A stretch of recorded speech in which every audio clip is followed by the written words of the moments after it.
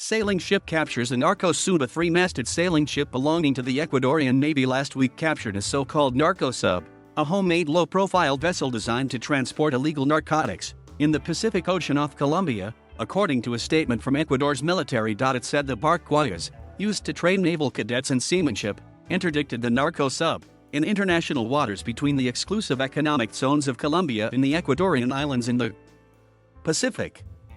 3 Ecuadorian nationals and 1 Colombian were taken into custody, the statement said, though it did not give any details on what narcotics might have been aboard the narco sub, which was powered by 3 outboard engines. The 257-foot-long sailing ship, powered by more than 15,000 square feet of sails hung from 3 towering masts, was on a training cruise when it spotted the drug-running vessel and made the stop, the Ecuadorian military said.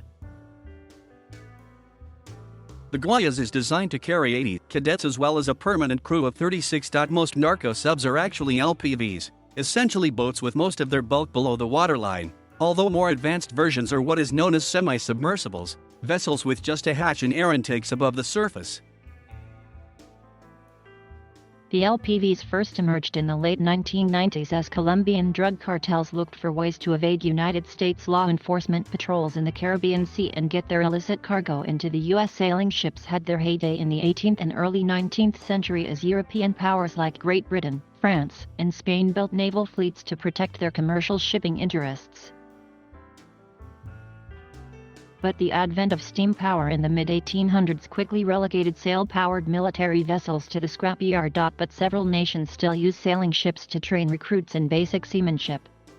Sister ships of the Guayas are in use with the Colombian, Venezuelan, and Mexican militaries, according to the Tall Ships Network, a British website that calls itself a global platform for all things tall ships. The U.S. Coast Guard barque Eagle is used to train the service's cadets and is the only active sailing ship in the U.S. military. The ways of old still have much to teach, the U.S. Coast Guard Academy's website says of Eagle.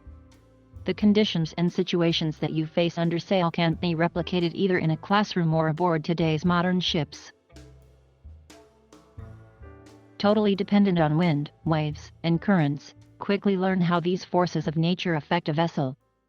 They become skilled in ship handling, decision-making, and meeting unexpected challenges, the Academy's website says. It's that kind of training that could lead to a sailing ship to running down a mechanically powered vessel, said Alessio Padolano, professor of war and strategy at King's College in London. Sailors train regularly to man this ship to the utmost of its capabilities, which means that unfavorable weather conditions its sails could propel it well past 10 knots, Padolano said.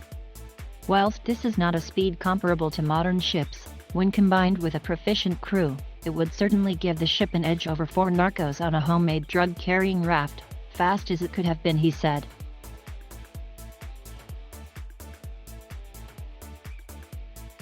Thank you for watching.